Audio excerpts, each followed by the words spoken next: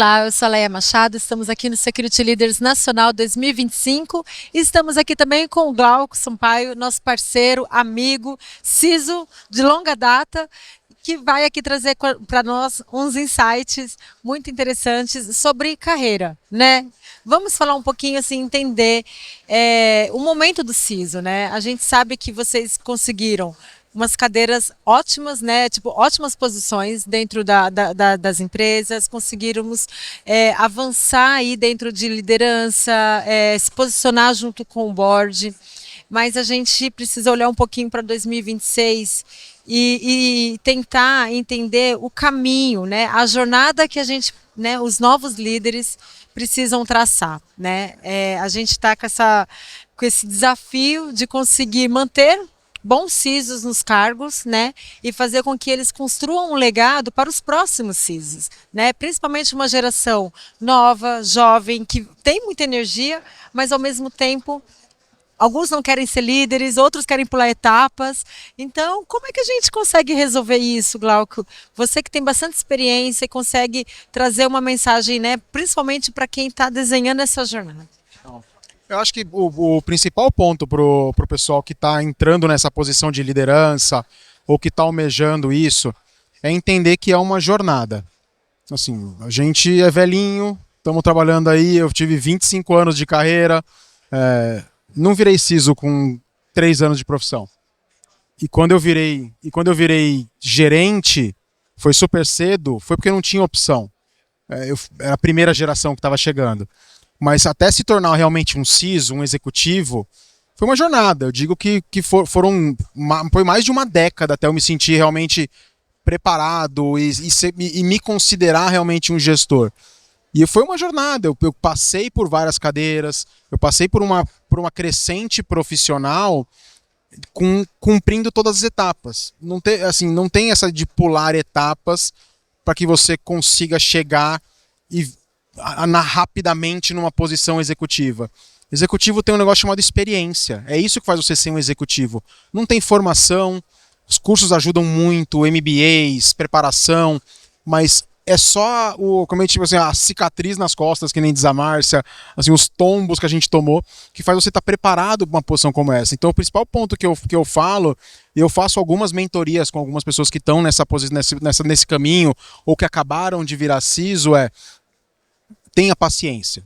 Assim, nós demoramos muito tempo, a minha geração, para conseguir estar numa cadeira de CISO com posicionamento executivo, numa posição de diretoria, de uma alta liderança.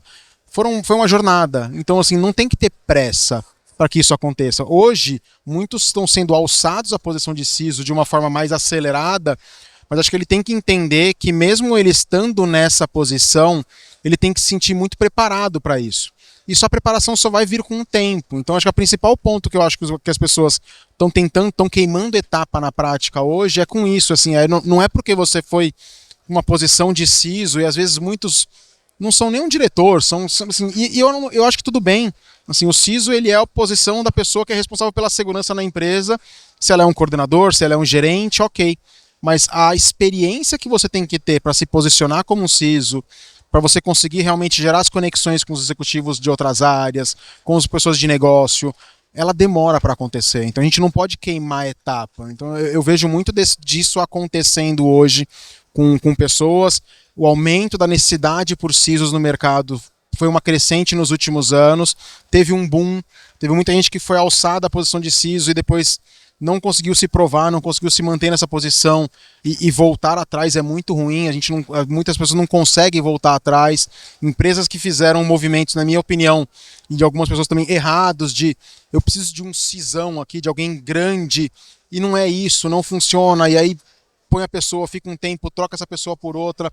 Então é um mercado que ele está se consolidando ainda em termos de maturidade. É lógico, empresas mais maduras, empresas mais reguladas, que estão na jornada de segurança há mais tempo, elas sim já têm um caminho percorrido, já tem uma estrutura de segurança que comporte um CISO executivo. Muitas outras estão começando a jornada ou começaram recentemente, então ela não comporta. E não adianta você querer também pegar um CISO e colocar ele numa posição altamente executiva e dar um monte de analista para ele tomar conta. Não é isso, não vai funcionar. Então eu vejo muito dessa questão da preparação e de ter um pouco de paciência até atingir os objetivos. A vida é paciência, a vida é uma jornada. Então ninguém nasce sênior, ninguém entra numa posição já de executivo, de diretor de uma hora para outra. Você tem que passar por todas essas etapas. Tem que ser líder, você tem que ser chefe, você tem que ser gerente, aí você tem que ter gerentes com gerentes, para depois você ter uma estrutura mais robusta e você realmente conseguir se posicionar e ter a maturidade profissional para conseguir entender, conseguir relacionar, conseguir ter o respeito e não queimar etapas para conseguir atingir esse objetivo de uma forma muito acelerada. Perfeito. E a gente entende assim que vocês estão de fato numa posição muito estratégica dentro das empresas, né?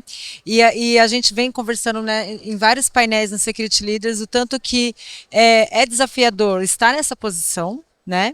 E principalmente quando a gente está num cenário de crise, né? Quando acontece um incidente, né? A bomba explode e aí às vezes a gente vê, inclusive, o próprio CISO sendo demitido, né? Então, assim, você acha que isso também, né? Esse cenário acaba talvez afastando as pessoas, né? Afastando aqueles que talvez até pensam em ser líder, mas realmente olha a pressão que é você trabalhar nessa área e às vezes desiste, assim, sabe? Então, tá sendo assim tão desafiador. E o que a gente pode fazer dentro das organizações, né, para ter mais colaboração, né, para fazer com que a área de segurança não trabalhe sozinha, que seja time, né? Então, assim, fala um pouquinho também sobre essa parte, a pressão que vocês vivem e o que a gente pode deixar até de recado para as empresas também, né? De fazer com que essa comunidade de novos líderes também, né, se sintam engajados, né? Que a gente tenha esse legado de vocês e para a gente também construir uma segurança mais madura, mais consolidada e mais integrada também, né? Eu vejo assim, a posição de CISO, de executivo de segurança, ela sempre foi muito isolada, muito sozinha. E é muito ruim, isso joga uma pressão, ela joga um peso nas costas de quem é responsável ali do CISO, que é muito grande. Assim, responder incidente, responder uma situação de ameaça, uma iminência de uma crise, não é nada legal. E a grande maioria das vezes o CISO acaba ficando sozinho nessa posição, porque ele não conseguiu fazer com que a empresa entenda o seu posicionamento e entenda que quem responde a um incidente é a empresa e não é o CISO. E eu fiz diversos exercícios de tabletop ao longo da minha carreira com executivos, com pessoas de outras áreas, onde eu mostrava para eles que quem responde um incidente, na verdade, uma grande crise cibernética, acontece um incidente, um ransomware, alguma coisa nesse sentido, são eles. Eu falo assim, o cliente vai ligar para eles, não vai ligar para o CISO. Então todo mundo tem que entender o seu papel, entender que faz parte de uma jornada e também na parte de resposta a incidentes. Não pode deixar só o cara da segurança na fogueira, porque a gente vai pular na frente do trem, a gente pula, porque a gente está acostumado com isso. Só que se eu não tiver um suporte de alguém, da empresa, de alguém, né, da empresa como um todo, responder um incidente não vai ser legal. E o CISO vai perder o emprego dele, fato. É muito difícil um CISO sair do outro lado de um incidente por cima, bem ou não. Ou vai sair muito machucado ou vai sair demitido. Mas se você conseguir criar as alianças, fazer um trabalho de preparação anterior, deixando claro para a empresa e claro para os outros executivos, para os seus pares, que o problema vai acontecer. A gente vai trabalhar ao máximo, todos em conjunto, não só o CISO, para que o problema seja menos impactante para a empresa e que a empresa seja mais resiliente, principalmente na hora de responder a um incidente. Você tem maior chance de sobreviver a isso e você tem uma pressão menor.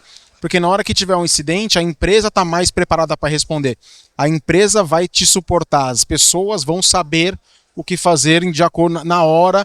Lógico, treino é treino, jogo é jogo, né? Que nem já diziam os jogadores de futebol. Mas minimamente as pessoas já sabem um pouco do que vai acontecer, já está minimamente preparado, já estudou aquela situação, já pensou em como participar. O CISO não está preparado para falar com a imprensa, para falar com investidores, e nem é o papel dele, falar com o cliente, falar com o repórter. Não é nosso papel como CISO, é o papel das pessoas que são responsáveis por aquele tema dentro da empresa. E o CISO, então, ele tem que buscar esses aliados, mostrar para a empresa que não existe segurança 100%, descer um pouco dessa mensagem para todo mundo, buscar aliados estratégicos que vão te suportar, fazer um trabalho tanto de criação de resiliência, de proteção, mas também para quando der o problema você não ficar sozinho na hora de responder. Então a gente tem que ter essa cabeça de que a gente precisa criar aliados, a gente precisa criar pessoas dentro da empresa, criar conteúdo para que as pessoas entendam que o problema pode vir a acontecer e a chance dele acontecer existe e que quando ele acontecer todo mundo vai ter que fazer parte da resposta. Então acho que tem que sair um pouco do silo de segurança e fazer com que segurança seja parte da empresa. Eu tenho falado bastante sobre essa questão de cultura. Assim, precisamos ter uma cultura de segurança. Não. A gente precisa ter uma cultura corporativa que considere segurança como um dos seus pilares. Se você criar uma cultura de segurança sozinho, descolado do que é a cultura da empresa, você nunca vai ter esse apoio, você nunca vai estar com todo mundo da empresa preparado e participante dentro da segurança. A responsabilidade compartilhada de segurança, ela só vai se tornar uma verdade quando você conseguir fazer com que as pessoas entendam o seu papel, e nada mais fácil de fazer isso acontecer quando você conseguir conectar a segurança dentro da cultura da empresa, fica mais fácil a conversa. Então o CISO ele tem que sair do silo de segurança para fazer com que as pessoas entendam o seu papel e que elas desempenhem o seu papel do ponto de vista de segurança de uma forma mais ampla, não deixando toda a responsabilidade para o CISO ou para o time de segurança. É o papel de criação da responsabilidade de segurança nas outras áreas, nas áreas de negócio, e não de uma cultura de segurança descolada do restante da empresa. E a gente também tem algumas armadilhas que a gente cumpriu e que a gente fez, e eu me coloco nesse lugar também algumas vezes, de abusar do nosso poder dentro da empresa, de abusar do terrorismo, de abusar dos privilégios, assim. A empresa inteira não pode mandar e-mail para todo mundo. Eu posso, então eu mando.